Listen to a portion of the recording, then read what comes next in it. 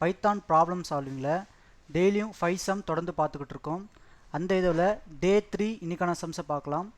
First some பார்த்தீங்கன்னா converting on integer into decimals. ஒரு value இன்டிஜராக இருக்கும்போது அதை எப்படி டெசிமலாக கன்வெர்ட் பண்ணுறது, அப்படி தான் ஃபஸ்ட்டு சம்.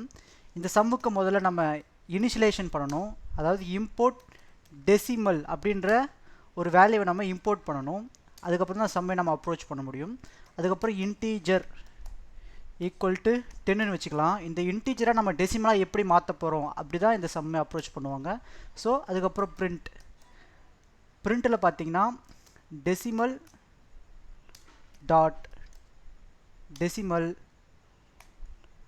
இங்கே எதுக்கு ரெண்டு டெசிமல் போடுறோம்னா, இந்த இன்டீஜரை வந்து நம்ம வந்து இதுவாக மாற்ற போகிறோம் இல்லையா, அதனால தான் இங்கே டெசிமல் அந்த ஃபங்க்ஷனை கால் பண்ணிவிட்டு அந்த இம்போர்ட் பண்ணதை இங்கே இம்ப்ளிமெண்ட் பண்ணுறோம். இங்கே இன்டீஜர் அப்படின்னு இந்த வேல்யூ நம்ம உள்ளே கொடுத்துடலாம். ஸோ அவ்வளோதான். இப்போ நம்ம இந்த கோடை ரன் பண்ணி பார்க்கலாம். ரன் பண்ணி பார்க்கும்போது நமக்கு அவுட்புட் என்னன்னு வருது இல்லையா. இந்த அவுட்புட் வந்து என்ன டைப்பு நமக்கு தெரிஞ்சுக்கணும் இல்லையா. ஸோ அதுக்காக ஒரு ஃபங்க்ஷன் எழுதலாம். பிரிண்ட் டைப் அப்படின்னு போட்டால் அது டைப் நம்மளுக்கு காட்டும் ஃப்ரெண்ட்ஸ். இது வந்து என்ன டைப்பு, டெசிமலா இல்லை ஸ்ட்ரிங்கா அப்படின்னு சொல்லிட்டு இதில் அழகாக காட்டும். ஸோ அதுக்காக இதை நம்ம போடுறோம். டெசிமல் டாட் டெசிமல், அதே இன்டீஜரை உள்ள கொடுக்குறோம். இப்போ இதை நம்ம ரன் பண்ணி பார்க்கலாமா. கிளாஸ் டெசிமல் டாட் டெசிமல், பார்த்தீங்களா அழகாக டெசிமல் நம்மளுக்கு காட்டுது. நம்ம வந்து ஒரு இன்டிஜராக நம்பராக கொடுத்தோம், அது ஒரு டெசிமலாக நம்மளுக்கு கன்வெர்ட் ஆகி அழகாக வந்திருக்கு ஃப்ரெண்ட்ஸ். ஸோ ஃபஸ்ட்டு கோடு அழகாக ரன் ஆயிடுச்சு. ரெண்டாவது கோடுக்கு போகலாம். இப்போ ரெண்டாவது சமயம் கேட்குறாங்க converting an string of integer into டெசிமல்ஸ்ன்னு சொல்கிறாங்க. அதாவது ஒரு ஸ்ட்ரிங்கை வந்து டெசிமலாக எப்படி மாற்றணும், அதுதான் சம் அப்ரோச். ஒரு ஸ்ட்ரிங்கை டெசிமலாக எப்படி மாற்றணும், ஓகேங்களா. இப்போ அதே மாதிரி இம்போர்ட் டெசிமல் அப்படின்னு டெசிமலை முதல்ல இம்போர்ட் பண்ணிட்டோம். அதுக்கப்புறம் இங்கே போன சம்மில் நம்ம வந்து ஒரு இன்டீஜரை வச்சுருந்தோம். இந்த இடத்துல நம்ம ஒரு ஸ்ட்ரிங்கை வச்சுக்க போகிறோம். ஸோ ஸ்ட்ரிங் ஈக்குவல் டு 1 2 3 4ன்னு வச்சுக்கலாமே. இதுக்கப்புறம் இங்கே பிரிண்ட்டில் பார்த்தீங்கன்னா அதே மாதிரி அப்ரோச் தான். Just decimal dot DE decimal உள்ளே வந்து ஸ்ட்ரிங்கை வந்து நம்ம கால் பண்ண போகிறோம். ஸ்ட்ரிங்கை கால் பண்ணிட்டோம். அதுக்கப்புறம் இதோட இப்போ இதை மட்டும் நம்ம ரன் பண்ணி பார்க்கலாம். 1 2 3 4ன்னு வரும் பாருங்கள் ஃப்ரெண்ட்ஸ்.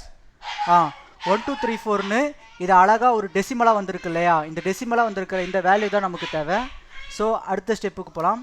இங்கே பிரிண்ட் டைப்னு போட்டோமா, இதில் டெசிமல் டாட் டெசிமல் ஸ்ட்ரிங் அப்படின்னு இந்த ஸ்ட்ரிங்கை நம்ம கால் பண்ணிக்கிறோம். இப்போ இந்த ஸ்ட்ரிங்கை நம்ம அவுட்புட்டில் ரன் பண்ணி பார்க்கலாம், என்ன வருதுன்னு பார்க்கலாம். பாருங்கள், நம்ம ஒரு ஸ்ட்ரிங்காக ஒரு இன்புட் கொடுத்தோம், அது அழகாக அவுட்புட்டில் டெசிமல் வேல்யூ வந்திருக்கு. இதை தான் நான் எதிர்பார்த்த வேல்யூ கரெக்டாக வந்திருக்கு. அதுக்கப்புறம் ரிவர்ஸ் ஸ்ட்ரிங், ஒரு ஸ்ட்ரிங்கில் ஒரு வேல்யூ தரோம்னா அதை எப்படி ரிவர்ஸ் பண்ணுறதுன்னு பார்க்கலாம். இப்போ ஸ்ட்ரிங் ஈக்குவல் டு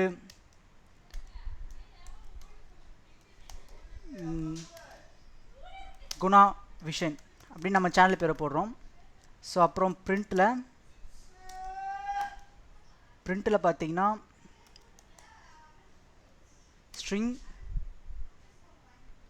ஒரு இந்த ப்ராக்கெட் ஸ்கொயர் ப்ராக்கெட் போயிட்டு அது உள்ள 2 கோலன் -1 அப்படின்னு போடணும். இப்போ நம்ம இதை ரன் பண்ணி பார்க்கலாம். பார்த்தீங்களா, குணாவிஷன் அப்படியே ரிவர்ஸில் வந்திருக்கு. ஸோ சக்ஸஸ்ஃபுல்லாக தேர்ட் செம்மை கம்ப்ளீட் பண்ணியாச்சு. அப்புறம் கவுண்டிங் வவல்ஸ் இன் ஏ கிவன் வேர்டு. ஒரு வேர்டில் எத்தனை வவல்ஸ் இருக்குது அப்படின்னு சொல்லிட்டு கேட்குறாங்க. இதை நம்ம அப்ரோச் பண்ணுறதுக்கு வேர்டு ஈக்குவல் டு இப்போ நம்ம பேரே வச்சுக்கலாமே, குணா வஷன் அப்படின்ற இந்த வேர்டு இருக்குது. அதுக்கு முன்னாடி வவல்ஸை நம்ம டினோட் பண்ணி ஆகணும். ஸோ வவல் ஈக்குவல் டு ஒரு ஸ்ட்ரிங்குக்குள்ளே ஒரு அரேக்குள்ளே ஏ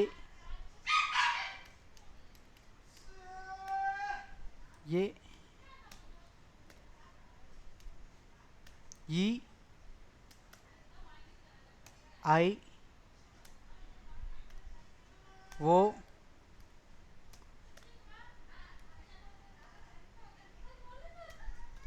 யூ. இதுதான் கான்செப்ட். இதே நம்ம கேப்ஸ்லையும் போட்டு பார்க்கணும், ஏன்னா நம்ம எல்லா விதமான கோடும் நம்மளுக்கு ஒர்க் ஆகணும் இல்லையா. ஸோ இங்கே ஏ இ ஐ ஓ யூன்னு கொடுக்குறோம். யூ வந்து ஸ்ட்ரிங்கில் கொடுக்கணும், அவ்வளோதான். இப்போ இந்த வவல்ஸில் இருக்கிற எலமெண்ட்டும் கார்ட் இங்கே போச்சு. ஓகே. இப்போ இந்த வவல்ஸில் இருக்கிற எலமெண்ட்டும் இந்த குணாவிஷன் எலமெண்ட்டும் ஒன்று போதான்னு பார்க்கணும். அப்புறம் கவுண்ட் பண்ணணும். கவுண்ட் கேப்ஸில் கொடுத்தனால கேப்ஸிலே வருது, COUNT. கவுண்ட் ஈக்குவல் டு 0ன்னு வச்சுக்கிறோமா. இப்போ இந்த 0க்குள்ளே ஒரு ஃபார் லூப் ஓட விடணும். ஃபார் லூப்பில் நம்ம என்ன சொல்கிறோம், ஐ இன் வவ்வல் வேர்டு, இந்த வேர்டை தான் நம்ம கொடுக்கணும். இங்கே இஃப் கண்டிஷனில் அடுத்து இங்கே ஒரு ஃபார் லூப் ஒன்று ஓடணும். அந்த ஃபார் லூப்பில் இஃப் ஐ ஈக்குவல் டு வவ்வலாக இருந்தால் 3 ஈக்குவல் கொடுக்கூடாது ஃப்ரெண்ட்ஸ். நான் ஜாவாஸ்கிரிப்ட் ஞாபகமாக 3 ஈக்குவல் கொடுத்துருக்கேன், அப்படி கொடுக்கக்கூடாது. இங்கே ஐ ஈக்குவல் டு வவ்வலாக இருந்தால் நமக்கு எதனா கவுண்ட் ப்ளஸ் கவுண்ட்டை வந்து ஒன்று ப்ளஸ் பண்ணிக்கோ அப்படின்னு சொல்ல போகிறோம். ஸோ அதுக்கப்புறம் அதை பிரிண்ட் பண்ணிடலாம். எதை பிரிண்ட் பண்ணணுன்னா கவுண்ட்டை தான் பிரிண்ட் பண்ணணும். இப்போ பார்க்கலாம் ஃப்ரெண்ட்ஸ் நம்ம கோடு எப்படி ஒர்க் ஆகுதுன்னு. 0 பிகாஸ் இதில் ஒரு எரர் இருக்குது ஃப்ரெண்ட்ஸ். அந்த எரர் என்னன்னு பார்த்தீங்கன்னா, இங்கே வேர்டு வரக்கூடாது, இங்கே வந்து வவ்வல்னு வரணும். ஏன்னா இந்த வவ்வலில் தான் நம்ம வந்து ஒவ்வொரு அரைவாக நம்ம பார்க்குறோம் இல்லையா. அந்த வவ்வல் இருக்கிற ஐ வந்து இந்த வேர்டுக்குள்ள ஈக்குவலான்னு பார்க்கணும். அப்போ தான் இது வந்து கோடு கரெக்டாக ரன் ஆகும். ஸோ இப்படி தான் ஃப்ரெண்ட்ஸ் ஒவ்வொரு விஷயத்துலையும் ஜாவாஸ்கிரிப்ட் வந்து இருக்குது, பைத்தான் இருக்குது. பைத்தானில் லாஜிக் இருக்குது பாருங்கள். இப்போவும் 0 தான் வருதா. ஸோ இது என்ன எரராக இருக்கும்.